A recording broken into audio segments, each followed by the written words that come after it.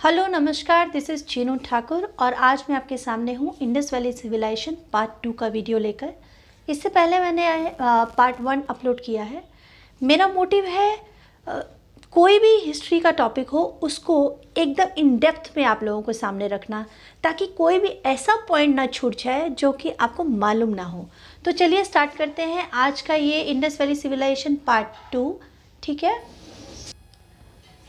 इसी विषय को और अच्छा क्लियर करने के लिए, ताकि कोई भी कन्फ्यूजन ना रह जाए, तो मैंने इसको 3 भागों में डिवाइड किया है।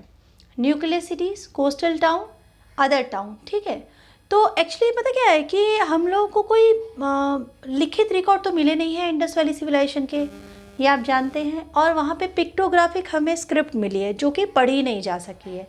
तो जो भी हमें एविडेंस मिल रहे हैं वो सारे एविडेंसेस हमें कहाँ से मिले हैं? वो मिले हैं जो वहाँ के बिल्डिंग्स वगैरह जो खुदाई हुई है, उन सब कार्यों से जो जो एविडेंसेस मिल रहे हैं उसी के बेस पे इंडस वैली सिविलाइजेशन की जानकारी मिली है। तो इसीलिए मैंने क्या किया, हम पार्ट में समझेंगे। पहले न्यूक्लियस सिटीज़ को आज की वीडियो में समझेंगे, ठीक है। और न्यूक्लियस का मतलब होता है इम्पॉर्टेंट। तो इंडस वैली सिविलाइजेशन की जो इम्पॉर्टेंट सिटीज़ है वो कौन कौन सी है, वहाँ से आज हम इस चीज़ को क्लियर करेंगे। ठीक है, तो देखिए सबसे पहले किसका नाम आता है न्यूक्लियस सिटी की जब हम बात करते हैं? हड़प्पा। उसके बाद हम लोग बात करते हैं मोहनजोदड़ो। उसके बाद हम लोग बात करते हैं धोलावीरा। और उसके बाद आता है कालीबंगन का नाम। अब हम बोलेंगे कि मैम लोथल है, सुरकोटदा है, तो बहुत सारी साइट्स हैं।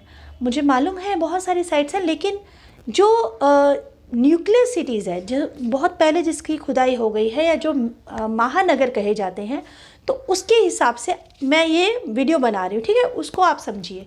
तो सबसे पहले हम स्टार्ट करें हड़प्पा से। ठीक है जी, हड़प्पा का समझेंगे आज। देखिए हड़प्पा, हाँ, क्या होता है कि मेरे हिसाब से यदि आप हिस्ट्री पढ़ रहे हैं या ज्योग्राफी पढ़ रहे हैं, किसी भी प्लेस के बारे में पढ़ रहे हैं, तो हमें हेल्प क्या करता है? हमें हेल्प करता है वहाँ का मैप। मैप अगर आप देख लेंगे ना तो वो आपके दिमाग में बस जाएगा एकदम कि ये प्लेस कहाँ पर है। ठीक है, और इसी से रिलेटेड क्वेश्चन आया हुआ है। अब देखिए हड़प्पा कहाँ पर है, ये देखिए, ये है पाकिस्तान। हड़प्पा पाकिस्तान में है, ठीक है ना, याद रखिएगा इस बात को, इससे भी क्वेश्चन आ ही जाते हैं। ओके, अब हम देखेंगे कि इसको एग्जीक्यूट किसने किया है, यानी कि हड़प्पा में खुदाई कहाँ हुई, मतलब किसने की है। तो ये हुआ था 1921 में। 1921 में और खुदाई की थी दयाराम साहनी जी ने। और उस टाइम पे डायरेक्टर जनरल थे एएसआई के sir John Hubert Marshall. ASI की फुल फॉर्म आप मुझे बताएंगे कमेंट सेक्शन में, क्योंकि मुझे पता है आप सभी को मालूम है। ठीक है, ये सारे नाम बहुत इंपॉर्टेंट है, कहीं ना कहीं किसी न किसी क्वेश्चन में, मतलब जो पेपर मैंने देखा है उसमें जिक्र हो जाता है। बड़े से बड़े पेपर, चाहे वो नेट के पेपर हैं, यूपीएससी के पेपर है, या छोटे वाले पेपर, कोई भी, इवन कि स्कूल्स में भी। तो ये जितने भी मैं पॉइंट्स बीच बीच में बोल रही हूँ ये सभी इंपॉर्टेंट है, इसीलिए बता रही हूँ। ठीक है, अब हम देखेंगे कि यहाँ पे खुदाई में मिला क्या क्या है हड़प्पा में। चलिए, तो ये है हड़प्पा की साइट जहाँ पर खुदाई हुई है। ये 2 पार्ट में डिवाइड की गई है। 2 पार्ट में कैसे? एक पार्ट है सितादल, ये जो ये वाला ऊपर वाला पोर्शन है ये है सितादल, और नीचे वाला जो हिस्सा है, इधर वाले जो पूरे हिस्से हैं, ये सारे हैं लोअर टाउन, यानी कि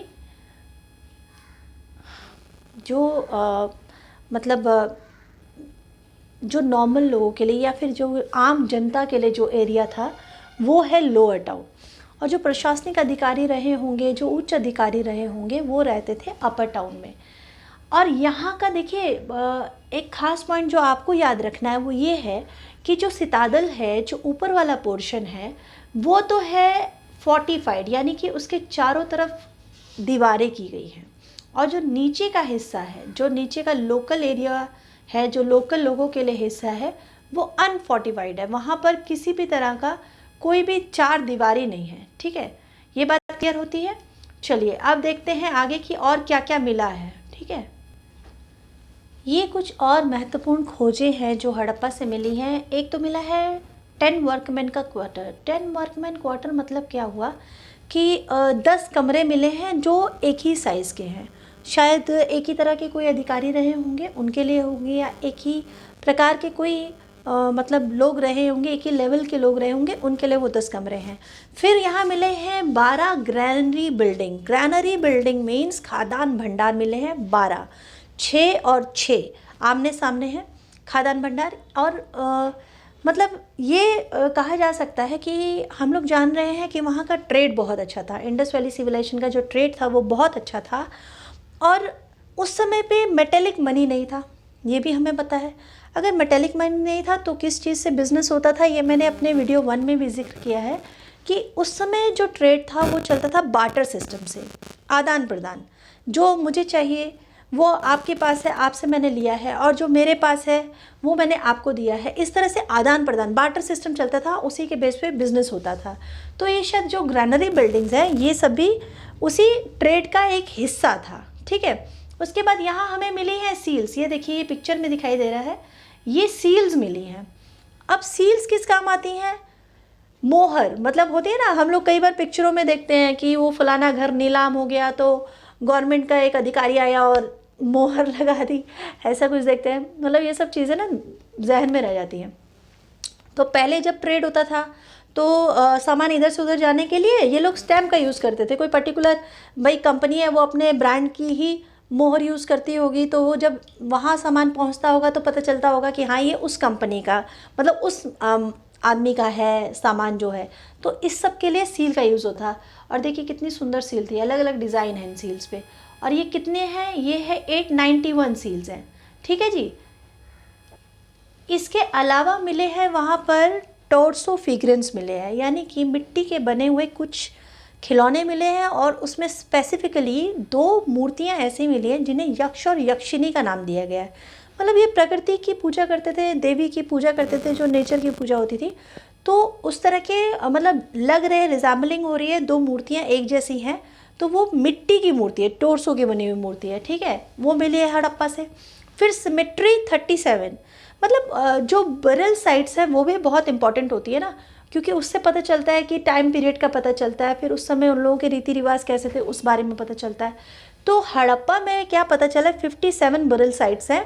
और यहाँ पर जो मतलब जो जहाँ पे बुरल्स निकले हैं, तो ये पता चल रहा है कि वो लोग आफ्टर लाइफ, मतलब डेथ आफ्टर लाइफ का भी वो लोग विश्वास करते हैं कि डेथ के बाद जो ज़िंदगी है उसमें भी मनुष्य को अपनी जीवन यापन की चीज़ों की ज़रूरत है। तो वो सब भी वहाँ से मिले हैं, कब्रों से मिले हैं, ठीक है। और इसका एक पर्टिकुलर नाम रख दिया गया है, सिमेट्री 37। ये क्वेश्चन आया है और आप आराम से देख सकते हैं, मिलान कीजिए और सामने दे दिया कि सही है कि नहीं है, ठीक है। तो हड़प्पा के सामने R37 दिया कि ये सही है कि नहीं है, ऐसे क्वेश्चंस आते हैं। इसलिए ये सब बहुत इंपॉर्टेंट चीज़ें हैं। चलिए आगे बढ़ते हैं हम। अगला नाम आता है मोहनजोदड़ो। मोहनजोदड़ो यानी कि माउंट ऑफ डेड, मतलब वहाँ पे ना बहुत सारी डेड बॉडी एक साथ निकली थी ऐसे माउंट से, मतलब एक के ऊपर एक डेड बॉडी, कंकाल जो है मिली, इसलिए माउंट ऑफ डेड कहा गया। तो मोहनजोदड़ो जो है बहुत इम्पॉर्टेंट साइट है इंडस वैली सिविलाइजेशन की, क्योंकि इसके फीचर्स बहुत अच्छे हैं। तो यहाँ क्या क्या मिला है, चलिए फटाफट देखते हैं। पहले इसको भी मैप में देख लेते हैं। ये देखिए, ये भी वही मिला है, मैंने वही वाला मैप इसमें भी दे दिया क्योंकि ये आसपास में ही है, दोनों ही पाकिस्तान में, ठीक है ना। ये मोहनजोदड़ो और यहाँ पर ये हड़प्पा। अच्छा एक गौर कीजिएगा, ये हड़प्पा के पास एक नदी है। अच्छा मोस्टली जो सभ्यताएं हैं वो नदी के किनारे ही स्थित होती हैं, और ये तो आराम से समझने वाली बात है कि क्यों होती हैं। तो हड़प्पा के पास में जो नदी है, यानी हड़प्पा जिस नदी के किनारे है वो है रावी, रावी रिवर, ठीक है, याद रखिएगा, ये भी क्वेश्चन का हिस्सा है, रावी। और मोहनजोदड़ो जो है वो है इंडस नदी के किनारे पर स्थित है, और ये दोनों पाकिस्तान में, ठीक है। एक्सकवेट कब हुआ है? 1922 में हुआ है, और R.D. बनर्जी यानी दखलदास बनर्जी जी जो थे उन्होंने इसकी खुदाई की है। और उस समय भी डायरेक्टर जनरल ASI के थे sir John Hubert Marshall. ASI की फुल फॉर्म की मैं ज़रूर वेट करूँगी, प्लीज़ आप लोग बताइएगा, ठीक है। अब फटाफट देखते हैं कि यहाँ से हमें क्या क्या मिला है, ठीक है जी। अच्छा चलिए, ये है इसके इम्पॉर्टेंट फीचर्स। देखिए पिक्चर्स बहुत हेल्प करती है कई बार, क्योंकि क्लियर विजन हो जाता है। हाँ, तो यहाँ पर आप देख रहे हैं, यहाँ पर भी वही बात है कि 2 टाउन में इसको डिवाइड किया गया है। एक पार्ट है इसका सितादल और बाकी का पार्ट है लोअर पार्ट, ठीक है।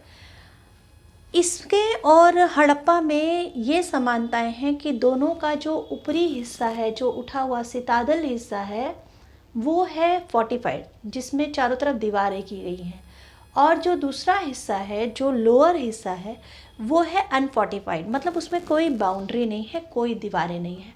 ठीक है, ये क्लियर होती है बात।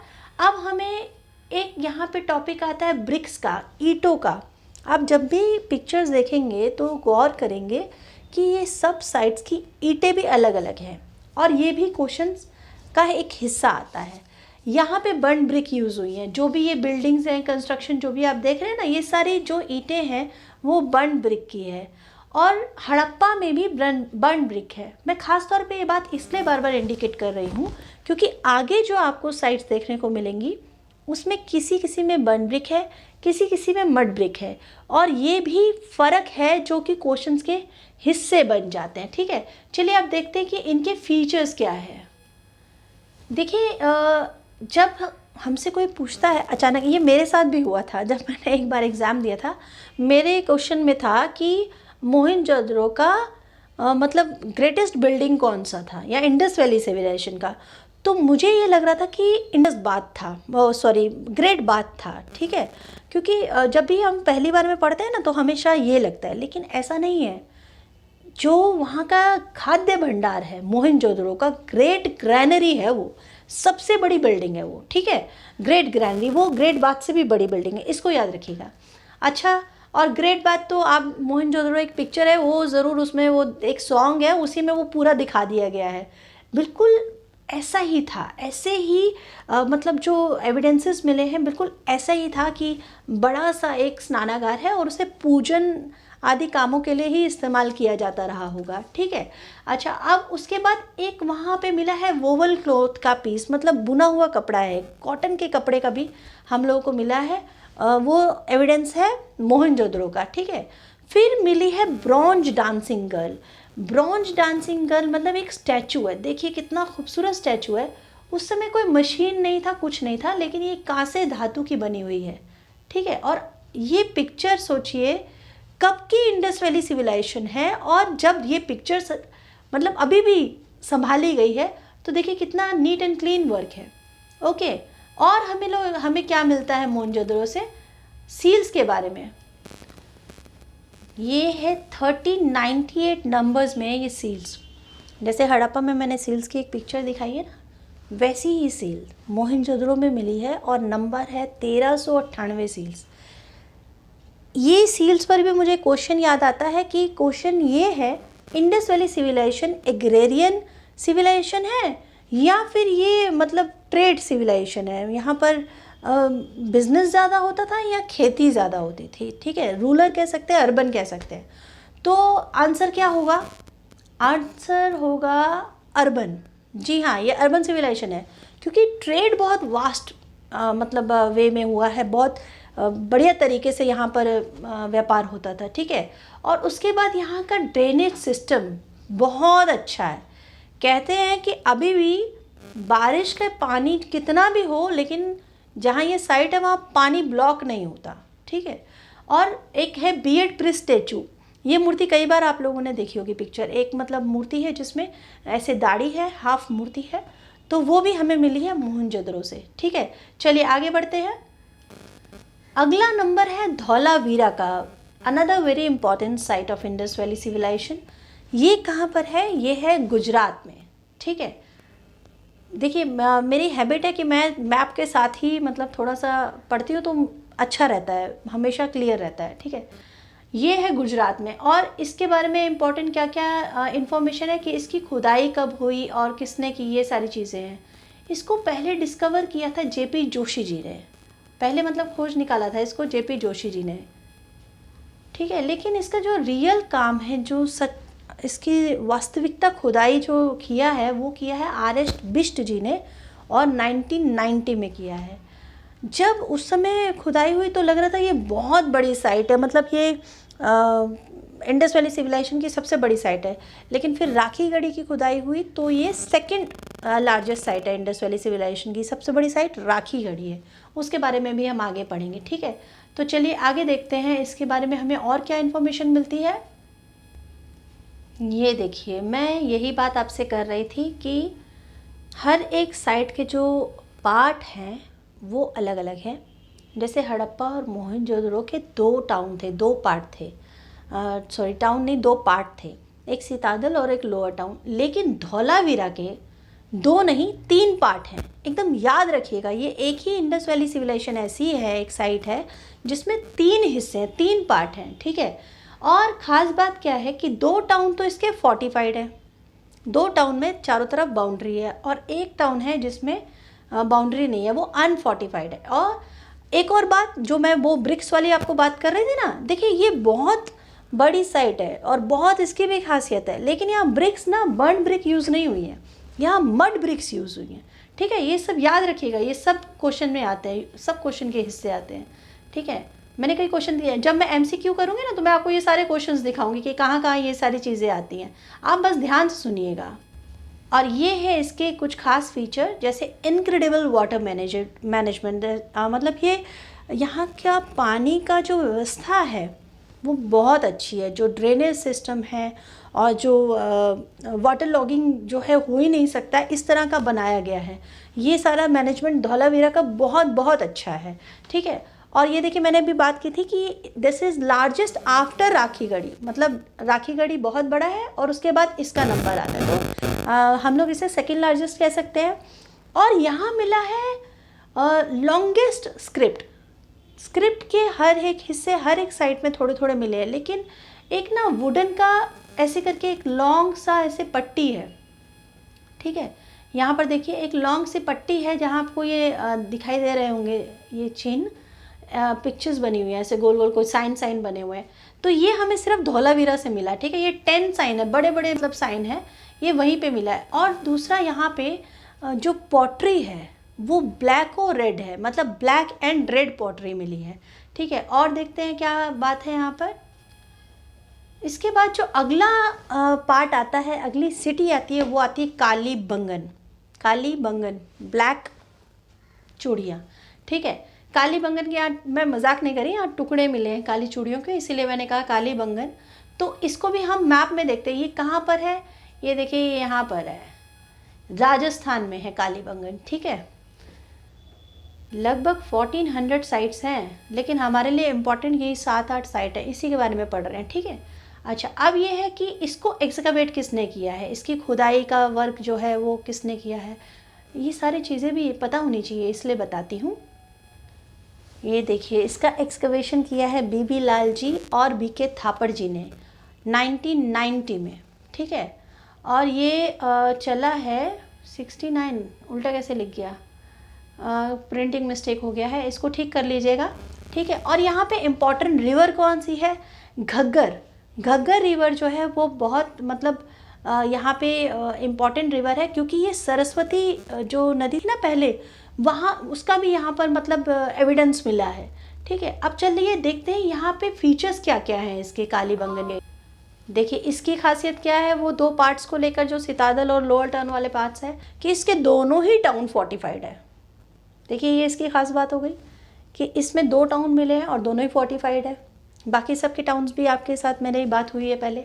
अच्छा, ब्रिक्स जो है, यहाँ पे मड ब्रिक्स के घर हैं, जो वॉल्स वगैरह हैं वो सब मड ब्रिक्स की हैं। लेकिन यहाँ पर जो ड्रेन्स है ना, उसमें ज़रूर बर्न ब्रिक का यूज़ हुआ है, वो हम आगे अभी देखते हैं। जो इसके बाकी के फीचर्स हैं उसमें देख लेते हैं क्या क्या मिला यहाँ पर।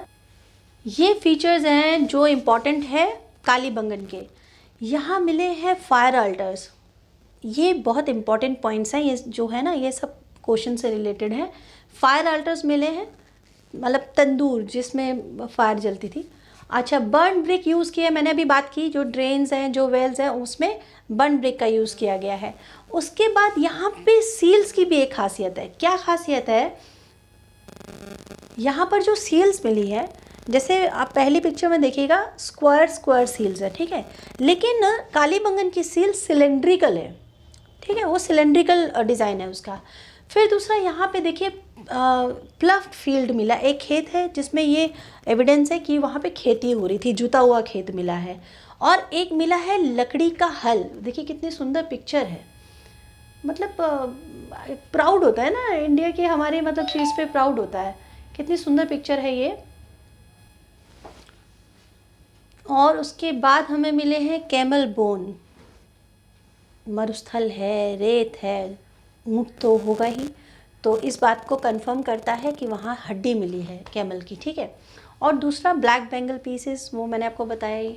अच्छा, एक पॉइंट और भी मुझे याद आ रहा है, एक क्वेश्चन था कहीं पर जहाँ पर ये था कि एक साइट है जहाँ पर अर्थक्वेक के साइन मिले हैं 2600 बीसी में, तो वो कालीबंगन साइट है। बीबी लाल जी ने मतलब इस चीज़ को जिक्र किया है कि 2600 बीसी में यहाँ पर अर्थक्वेक आया था कालीबंगन साइट में, ठीक है। अच्छा, ये थे कि आज की वीडियो में जितने भी इम्पॉर्टेंट सिटीज़ थी उसके बारे में मैंने डिस्कस किया है। अब नेक्स्ट वीडियो में मैं आपको डिस्कस करूँगी कोस्टल टाउन के बारे में, ठीक है। तो अभी एक है कपल बरिड, ये भी इम्पॉर्टेंट पॉइंट है जिसमें मतलब एक मेल और फीमेल दोनों का मिला है कंकाल एक ही कब्र में, ठीक है। कपल बरिड उसी का नाम है, वो कालीबंगन से मिला है। ओके, चलिए, तो आज के लिए बस इतने ही, जितने भी फीचर्स मैंने आज डिस्कस किए हैं। और नेक्स्ट वीडियो में मैं कोस्टल टाउन के बारे में आपसे डिस्कस करूंगी। उसके बाद क्या करेंगे, अदर सिटीज़ करके, जब सीरीज़ का एक पूरा ख़त्म हो जाएगा टॉपिक, हम लोग MCQ डिस्कस करेंगे। मैं जितने इंपॉर्टेंट क्वेश्चन अभी तक बहुत इंपॉर्टेंट पेपर्स में आए हुए हैं, UPSC है, नेट है, SSC है, रेलवेज़ है, जहाँ पर भी हिस्ट्री से रिलेटेड ये क्वेश्चन आए होंगे इंडस वैली के, मैं सब इकट्ठे करके आपके साथ MCQ डिस्कस करूँगी, ठीक है। चलिए, till then thank you so much, और प्लीज़ लाइक कीजिएगा और सब्सक्राइब कीजिएगा, क्योंकि ये मोटिवेशन के लिए थोड़ा अच्छा रहता है। Okay, thank you so much, bye bye, take care.